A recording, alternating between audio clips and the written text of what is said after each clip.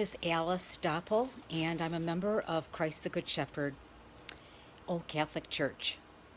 I'm going to read to you the first reading of this Monday of the second week of Advent, and then I'm going to reflect a little bit about it. This reading comes from Isaiah.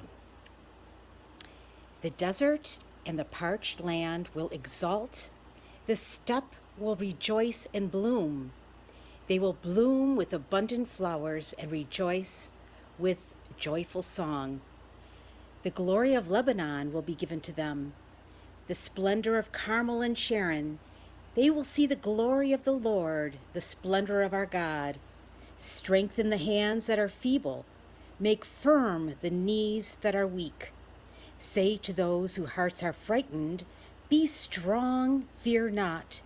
Here is your God. He comes with vindication. With divine recompense, he comes to save you. Then will the eyes of the blind be opened, the ears of the deaf be cleared. Then will the lame leap like a stag, then the tongue of the mute will sing. Streams will burst forth in this desert and rivers in the steppe. The burning sands will become pools and the thirsty ground springs of water. It goes on and on.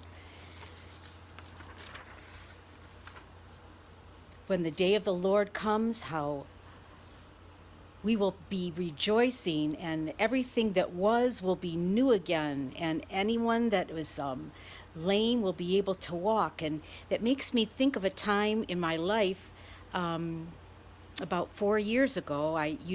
Some of you know that I hurt my back badly, and I felt paralyzed, to tell you the truth, and that is the gospel reading for the day. I'm not going to read it out loud, but is when the paralytic is raised up on top of the roof and lowered in the middle of the crowd that Jesus is gathered in a room with, and he, in front of the Pharisees, he tells the man that his sins are forgiven and that he can pick up his mat and walk and leave. When I think about that story and the first reading, and the time that I hurt myself and I felt paralyzed, it was a time when I couldn't even sit, which was the craziest thing because it's exhausting to not be able to sit. You should try it sometime. This went on for over a year. And I tried every kind of therapy under the sun. I went to so many doctors. I went to so many different strange things to try to get me to relax and get those muscles to work. But I wanted to suggest something at the very end when I started to feel better. When our church, opened up in Berkeley, we heard about it, and my husband Tim went to check it out as he dropped me off for a massage because I couldn't sit. And I came there after he came back to pick me up. He took me back to Christ the Good Shepherd to meet everyone there. Maybe I met you, and I was greeted very warmly. And when I think back to that time, I almost wonder if you were the icing of the cake. That with all the things that I did in the past, trying to get myself better, that by coming to church and meeting you, that I started to be able to sit.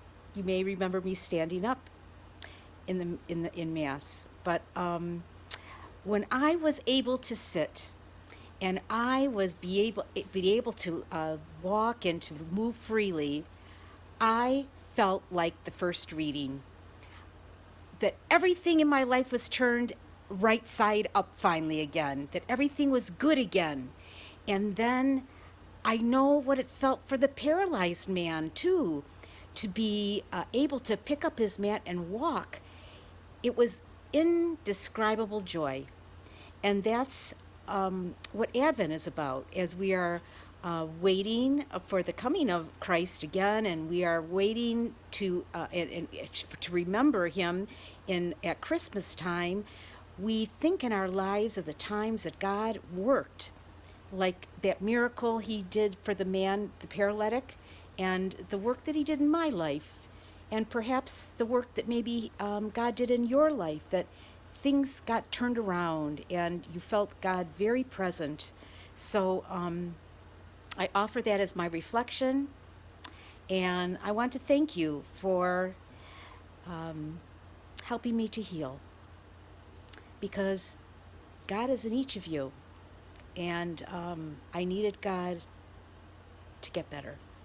And you were probably part of my healing process. So I want to thank you, and have a blessed day, and we'll see you in church. Bye bye.